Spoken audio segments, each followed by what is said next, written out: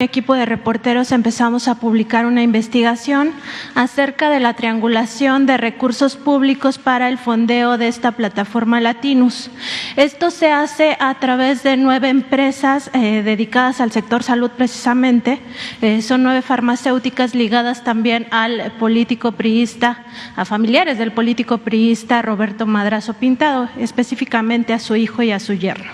En esta investigación logramos varios hallazgos. Primero, que estas 9 farmacéuticas habrían obtenido contratos con 11 entidades federativas, con 11 gobiernos estatales. Lo que estás exponiendo es cierto. Presidente, también como parte de esta investigación periodística que hicimos este equipo de reporteros, estamos publicando una segunda entrega donde ya entre los hallazgos que encontramos tiene que ver con estas 13 propiedades que tiene el periodista Carlos Loret de Mola en la Ciudad de México. Estas son por un valor superior a los 100 millones de pesos y solamente en la Ciudad de México. Presidente, en la revista Contralínea, un equipo de reporteros empezamos a publicar una investigación acerca de la triangulación de recursos públicos para el fondeo de esta plataforma Latinus. Esto se hace a través de 9 empresas dedicadas al sector salud precisamente. Son 9 farmacéuticas ligadas también al político priista, a familiares del político priista Roberto Madrazo Pintado, específicamente a su hijo y a su yerno. En esta investigación logramos varios hallazgos. Primero, que estas 9 farmacéuticas habrían obtenido contratos con 11 entidades federativas, con 11 gobiernos estatales, por más de 5,000 millones de pesos. Llama la atención que el 90% de estos recursos, es decir, alrededor de 4,500 millones de pesos, salieron del gobierno de Michoacán cuando Silvano Aureoles Conejo estaba al frente de esta entidad federativa. En ese sentido, ya sabemos que este perredista salió del país por todas las investigaciones que se están llevando a cabo por presuntas defraudaciones durante su administración. Y lo que encontramos es que este recurso se obtuvo, estos contratos se obtuvieron la mayoría por adjudicación directa y además corresponden a este periodo de 2018 a 2022. Entre otras cosas, hay algunos incumplimientos de contratos, por ejemplo, en el caso de los servicios de mastografías, tanto en Michoacán como en Oaxaca, encontramos que estos servicios no se habían brindado a las mujeres a tiempo, en algunos casos ni siquiera se habían dado los servicios contratados, y esto significa un daño para estas mujeres, porque cuando ya hay presencia de cáncer, un día, un mes, meses de retraso, pueden significar la vida. El cáncer de mama es una de las principales causas de muerte en las mujeres. En otro hallazgo también que hicimos, encontramos que parte de estos 4,500 millones de pesos que se contrataron con estas 9 farmacéuticas provinieron del Instituto de Salud para el Bienestar, del INSABI, y de 2 fideicomisos federales. Entonces, presidente, preguntarle primero si este plan que tienen, que están implementando para federalizar la salud, ya de alguna manera sería un blindaje para que no ocurran estos casos de presunta corrupción o de presunta negligencia por parte de estas farmacéuticas y de estas empresas que se dedican al sector salud y que estaban acostumbradas a otros esquemas. ¿Qué pasaría con los estados que no se adhieran a este plan de salud? Y también preguntarle si ustedes estaban enterados de que parte de los recursos federales del INSABI habían terminado en estas contrataciones, recursos que además se movieron a través de 2 fideicomisos, el FASA y un fideicomiso de infraestructura, y que son miles de millones de pesos que terminan en esta triangulación para fondear, en este caso, la plataforma Latinus. Lo que estás exponiendo es cierto. Es lo que sucedía y todavía pasa en menor escala. porque esto era lo que imperaba, el negocio en las medicinas, en la compra de los equipos médicos. Siempre lo hemos dicho, habían 3, 4 empresas que le vendían al gobierno medicamentos y equipos. El gobierno compraba alrededor de 100,000 millones de pesos en medicamentos y en equipos, y 3 empresas vendían como el 60%, 70%, es decir, 60, 70,000 millones. Y esas empresas estaban vinculadas al gobierno, eran empresas de políticos o de traficantes de influencia. Por eso la campaña tan fuerte en contra nuestra, incluso utilizando a los niños con cáncer, estas empresas promovían esa campaña porque se les cayó un negocio jugoso, lucrativo, inhumano, y a partir de que ya no pudieron seguir haciendo ese negocio, porque se abrió la compra de medicamentos a países extranjeros,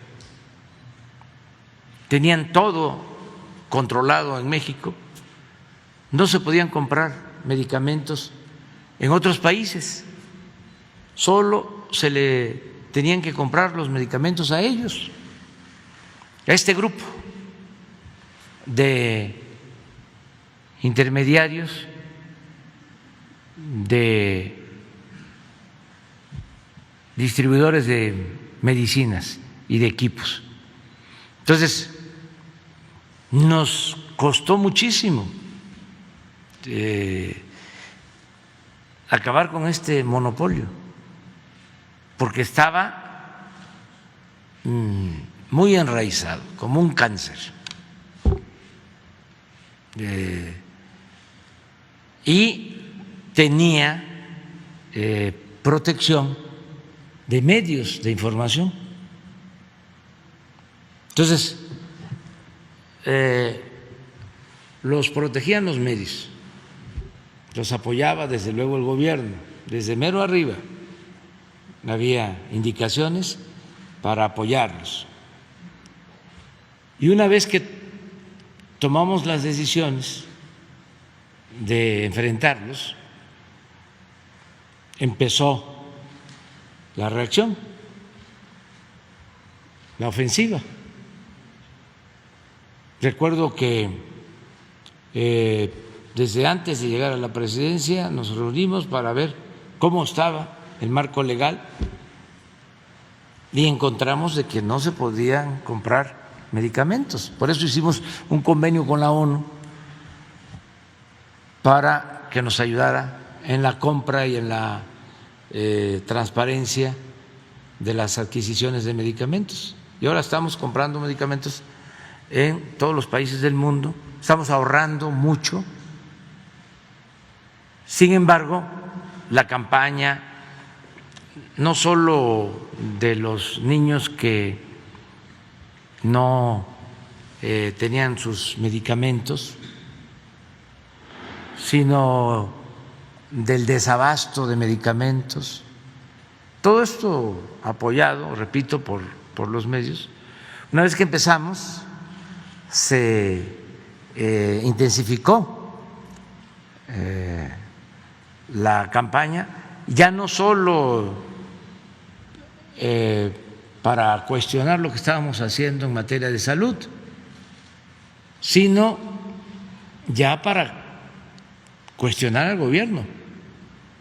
Y de ahí viene lo de Loret de Mola, porque Loret recibe financiamiento, cuando menos de una de estas empresas. Nosotros localizamos 9 compañías que están ligadas al servicio de salud y que además distribuían medicamentos y sí, material quirúrgico y todo esto. Pues yo estoy siendo muy fresa. Hablo de una y tú dices 9. Pues sí. Y así empiezan todas esas campañas de desprestigio en contra del gobierno. Por eso queremos que Loret dé a conocer cuánto gana, cuáles son sus bienes, pero no solo Loret, sino todos estos periodistas que actúan como mercenarios, que se dedican a golpear para defender a grupos de intereses creados, para defender la corrupción. Son defensores de la corrupción. Por eso cuando hablan de Claudio X González y su equipo, yo no digo que son mexicanos en defensa de para combatir la corrupción. Son mexicanos en favor de la corrupción. De eso no tengo duda. Y manejan muchísimo dinero porque están muy molestos, enojados, porque se les acabaron los negocios jugosos que hacían al amparo del poder público. Saqueaban, robaban, con la complicidad de la mayoría de los medios de información, con honrosas excepciones para no generalizar. Por eso los periodistas honestos, con ética, se deben de sentir muy orgullosos. Cruzaron el pantano y no se mancharon.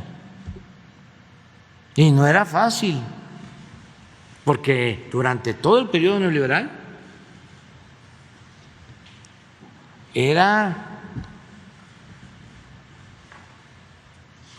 entregar subvención para silenciar a los medios, con la máxima de obedecer y callar, aplaudir y callar. Y hubieron los que resistieron, que no cayeron en la tentación. Esos merecen todo nuestro respeto. Pero otros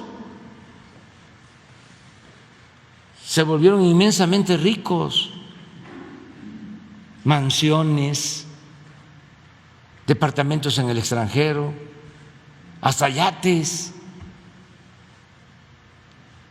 periodistas que recibían y siguen recibiendo dinero para defender al régimen de corrupción, de injusticias, de privilegios.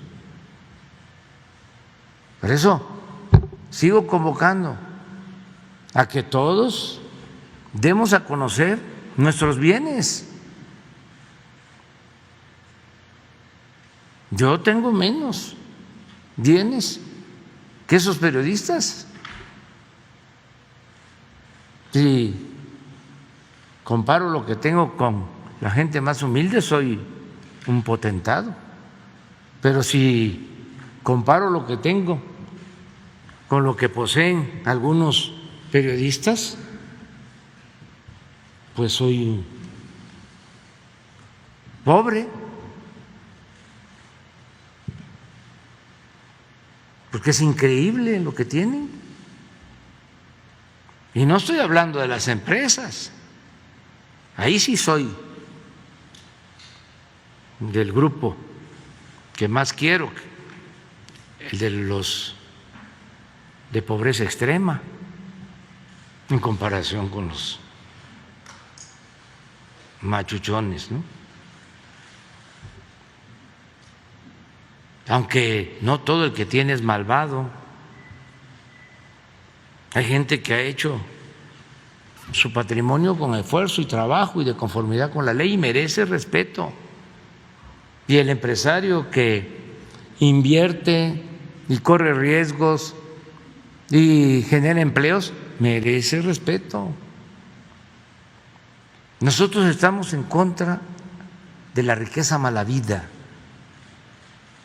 del influyentismo, de la corrupción, de este tipo de cosas. Antes, no solo estos periodistas famosos, los corruptos en general no perdían ni siquiera su respetabilidad, hasta se les ponía de ejemplo. En algunos casos se le decía a los hijos: estudia para que cuando seas grande seas como don fulano, un reverendo ladrón. El cambio ahora es no permitir eso, estigmatizar la corrupción. Nada de que es delincuente solo el que se roba una bolsa, una cartera, el que se roba un cilindro de gas, el que se roba la ropa que quedó tendida en el patio, el que se roba un pavo, una gallina. Así era antes, ratero. Y los delincuentes de cuello blanco, los grandes ladrones, repito, ni siquiera perdían su respetabilidad. ¿Y cuánto daño le han hecho al país? Entonces, por eso hay que seguir insistiendo. Y no me enoja de que nos ataquen. Tengo un escudo protector, mi autoridad moral, y eso me da autoridad política, y por eso los puedo enfrentar. Si no, ya me hubiesen hecho papilla o minilla de peje. Presidente, en este caso también el tema es que, dos contratos se incumplieron, uno de ellos precisamente en Michoacán, que tiene que ver con esta empresa Movimedical, SADCB. En ese caso se había contratado un convoy de mastografías y no dieron el servicio, y en el caso de Oaxaca, pues incluso la Auditoría Superior de la Federación reportó ya un daño patrimonial por 16 millones de pesos, porque tampoco se dieron los servicios de mastografías a las personas que debían de obtener este estudio médico.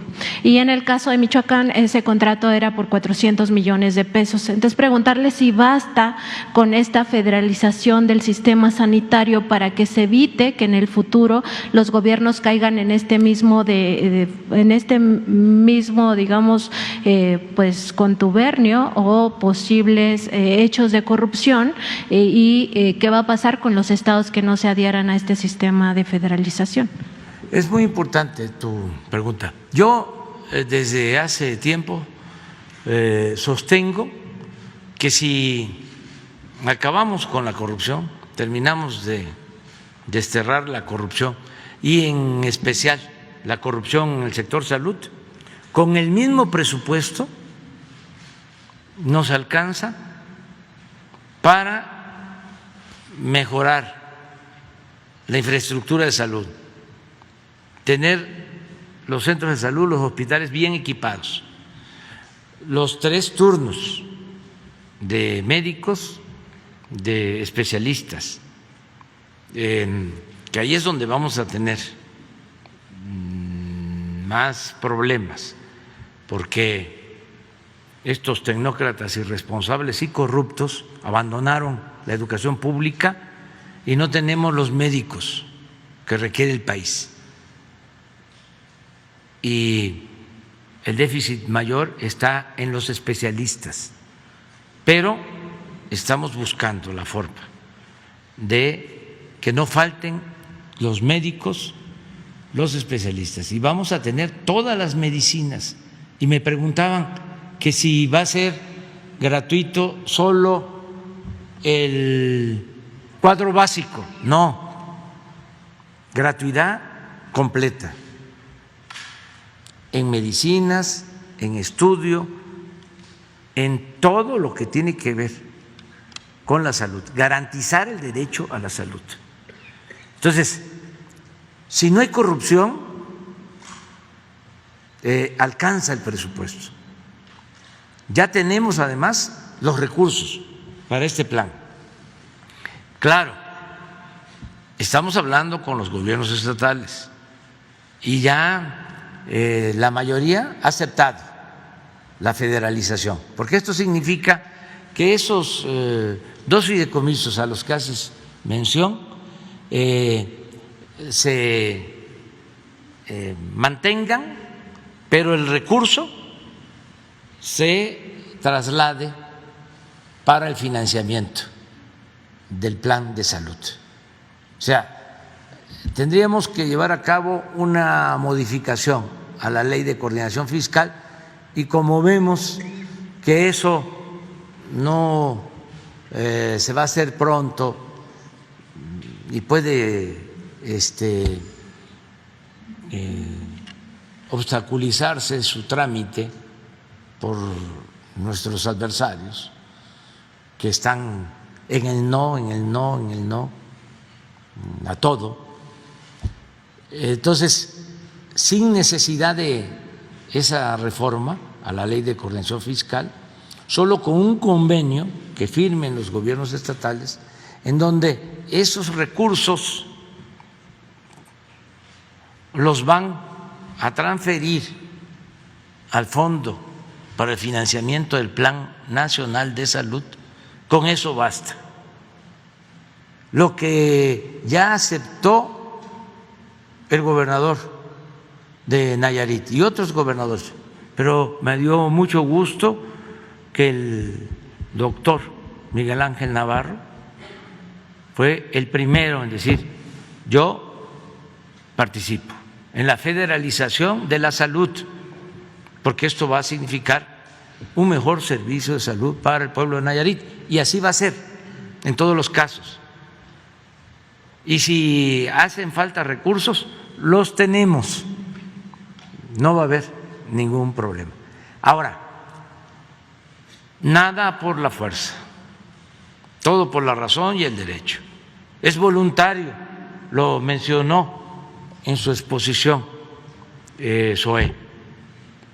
Si hay estados que no quieren participar, pueden continuar con el mismo sistema de que se les entreguen los recursos de las participaciones federales para salud.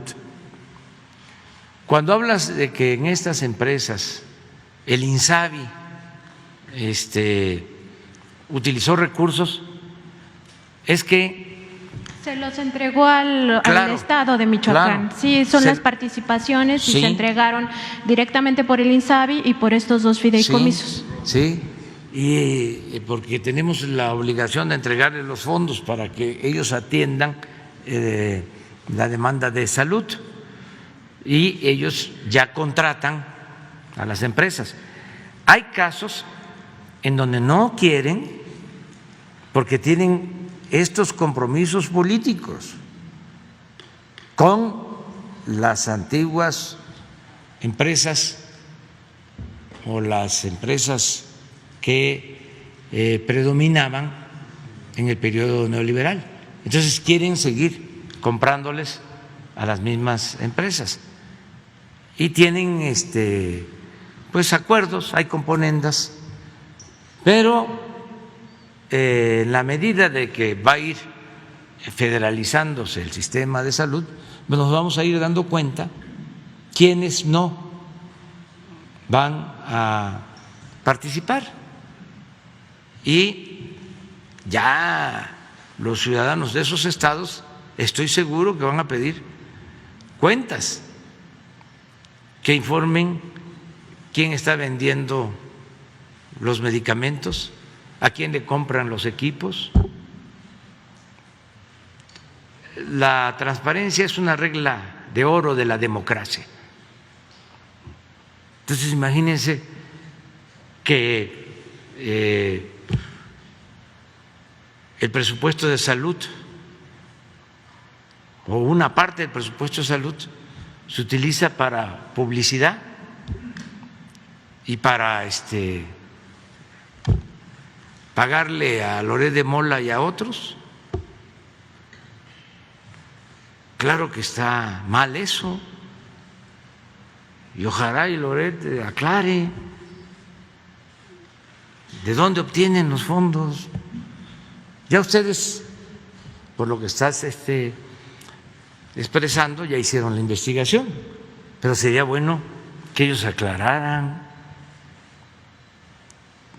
que dijeran cómo tienen financiamiento y lo mismo, cuánto ganan, porque el periodismo en el periodo neoliberal se convirtió en una de las empresas más lucrativas de México. Y eso debe tener molestísimo a Daniel Cabrera y a los hermanos Flores Magón y a Filomeno Mata y a todos los periodistas que arriesgaron su vida para luchar por la justicia, por la libertad, por la democracia, por la defensa de la soberanía. Ahora que los diputados de Europa hacen este cuestionamiento, ¿no?, injerencista, son esos mismos periodistas famosos los que se lanzan en contra de nosotros. Ya nada más voy a terminar con una foto. ¿Ya? No, ¿Todavía? Ah, bueno. Pues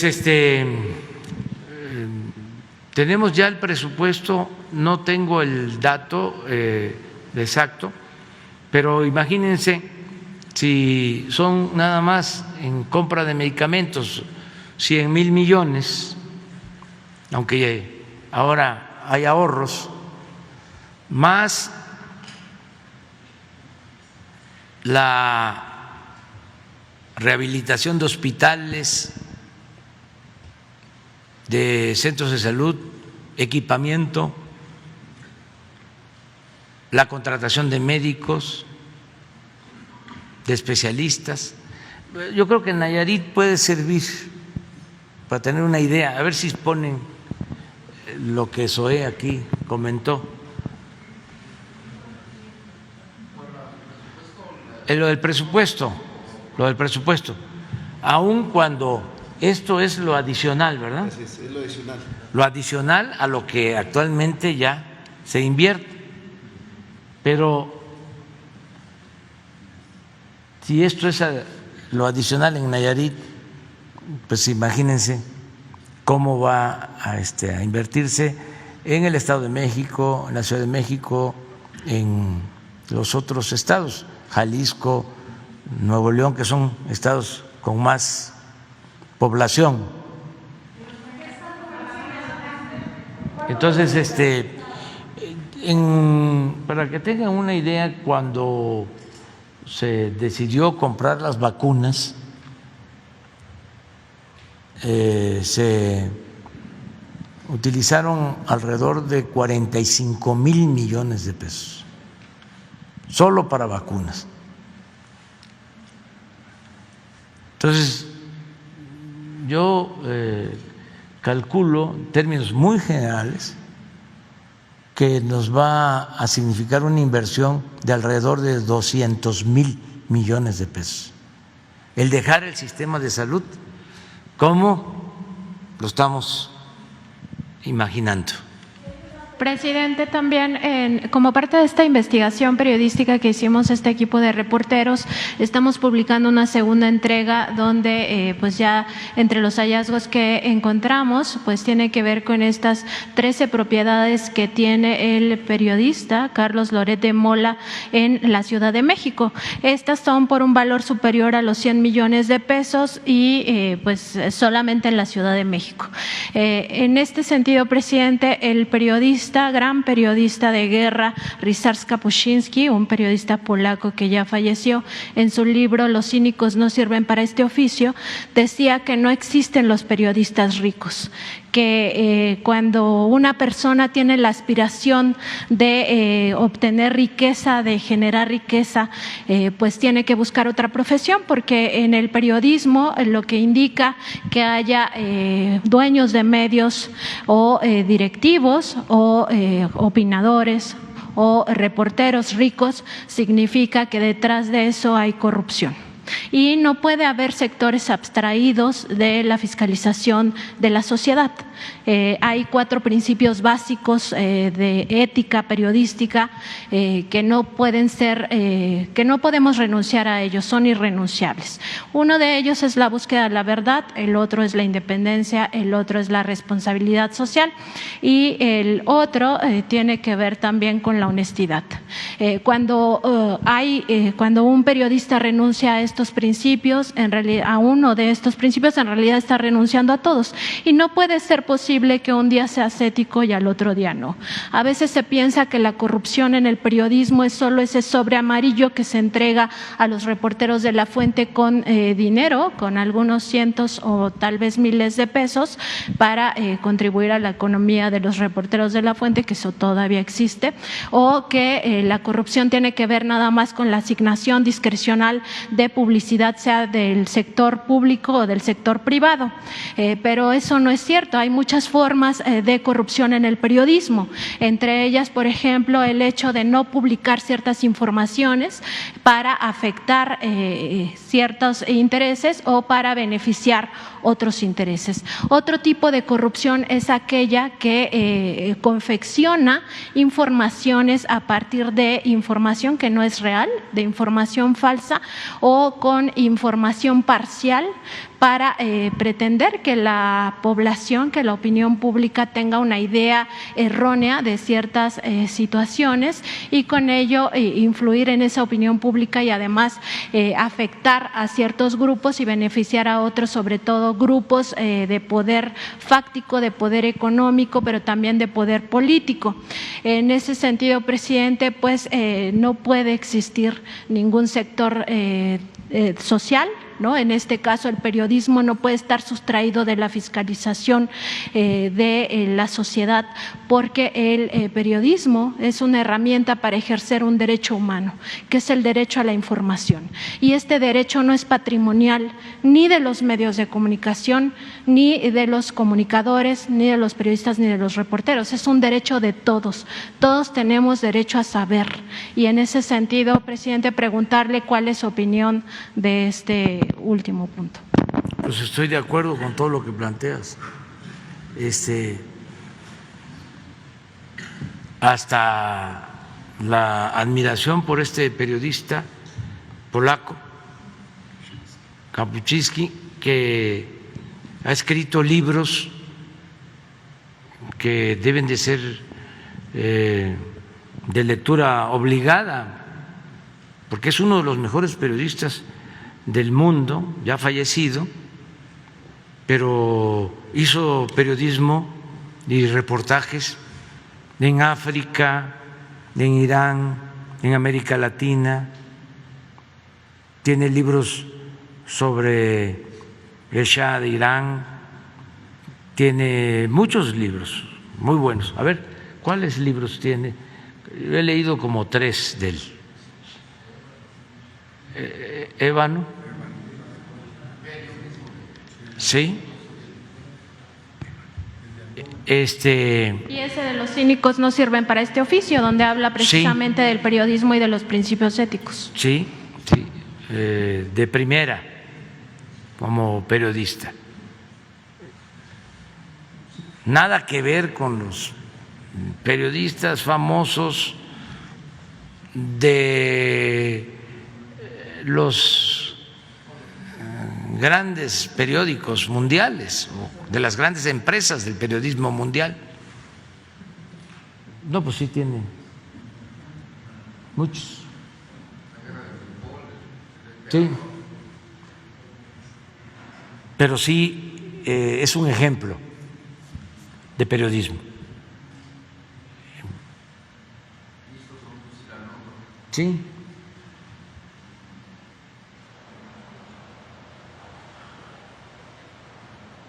Y yo espero que, bueno, hay muchas mujeres y hombres jóvenes que están formándose y haciendo un nuevo periodismo en México. A partir de esto, no hay periodismo que trafica, negocia la libertad de expresión. Utilizan la libertad de expresión para negociar, para traficar. No usan la libertad de expresión para defender causas justas, defender al pueblo. Nosotros nunca vamos a perseguir a ningún periodista, ni vamos a reprimir a nadie. No le voy a pedir nunca al director de un periódico, porque además eso es inmoral, el que quite a un periodista, incómodo. No. Ahora que no aparecía Loret,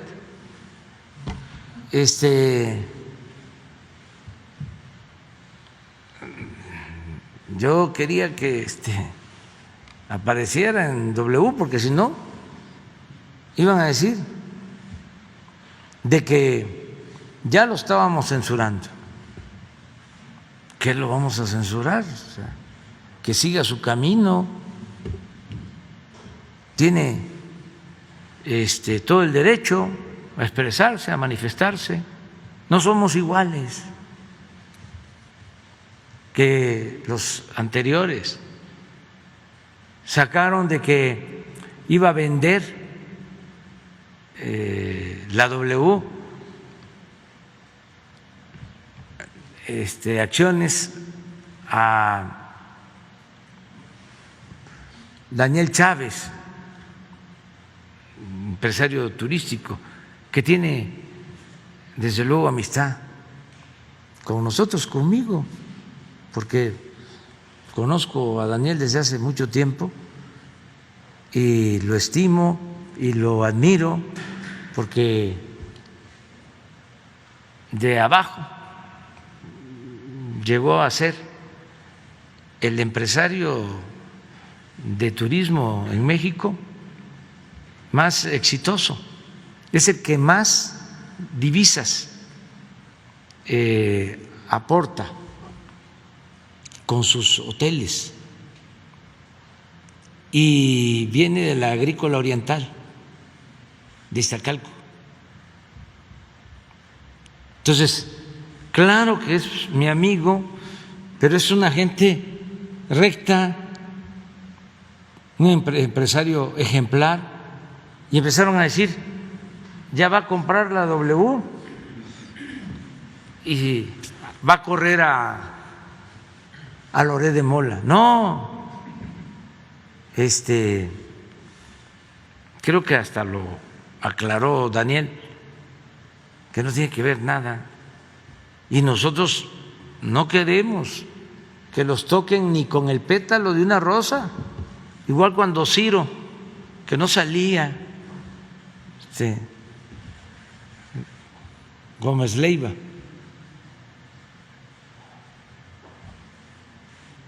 Yo decía, no, que salga porque si no van a decir que nosotros estamos presionando a el dueño Olegario Vázquez, no es Raña, sí, Ardit, que es una buena persona también. No, nosotros no tenemos nada que ver con eso. No nos parecen correctas esas prácticas y que cada quien asuma su responsabilidad.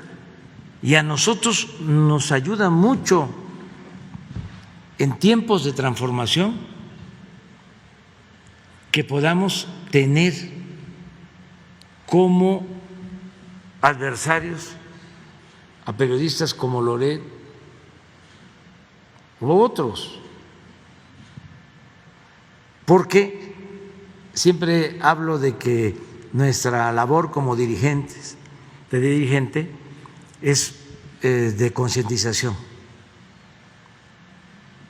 es informar, es orientar, es concientizar. Acuérdense que la cuarta transformación es revolución de las conciencias, y si no existieran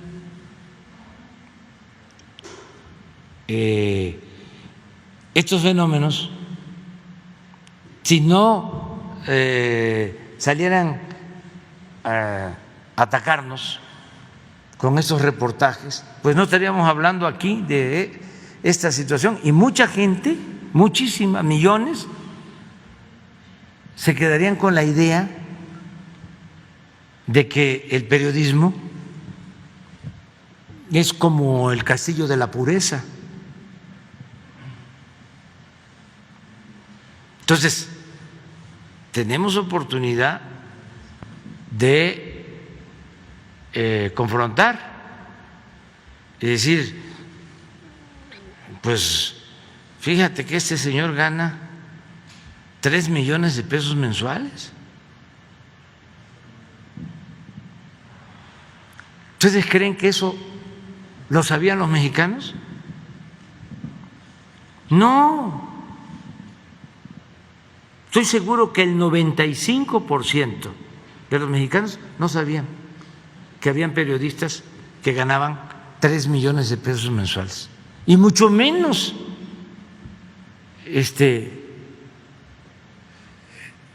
llegan a imaginar que hay periodistas, eso sí, que actúan en Estados Unidos y en México, que ganan 15 millones de pesos mensuales.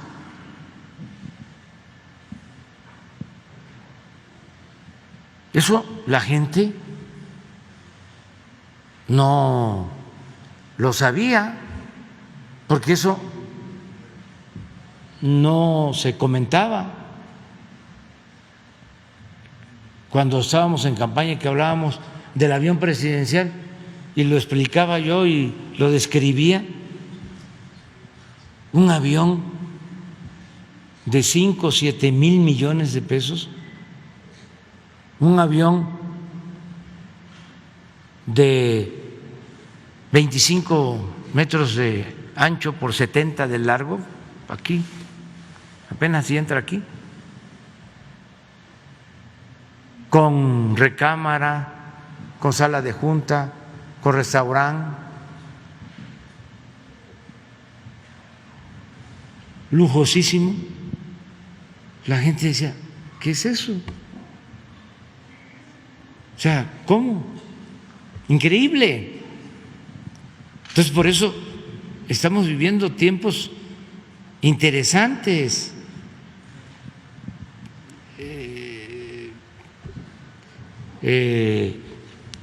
Tiempos de mucha transformación, momentos estelares en la historia de México. Entonces todo esto ayuda y no es un asunto de tener enemigos, no quiero tener enemigos, no tengo ni quiero tener enemigos, pero esos son adversarios y hasta les ofrezco disculpas, porque imagínense si esto no cambia, que me entiendan, que comprendan que no podemos seguir igual y que defendemos millones de mexicanos el derecho a vivir en una sociedad mejor. Y eso es todo. Y también no son pocos, no es nada más Loret o Calderón, por mencionar a dos personas, son millones, son como 25, 30 millones con pensamiento conservador, ese es mi cálculo, son millones, y no solo en México, en todo el mundo. Estos del Parlamento Europeo, la mayoría conservadores, muy dominados por el pensamiento conservador. Hay una coincidencia entre Kapuscinski y otro gran periodista que se llama Ignacio Ramonet respecto de cómo los medios de comunicación, el gran problema de los medios de comunicación en el mundo, no solamente en México, convirtieron a la información en una mercancía sujeta a las reglas del mercado. Y esto ha dado pie pues a montajes como lo que ya sabemos del caso Florence Cassés y también del montaje de la niña Frida Sofía. Noticiero en redes. Honestamente, te informamos.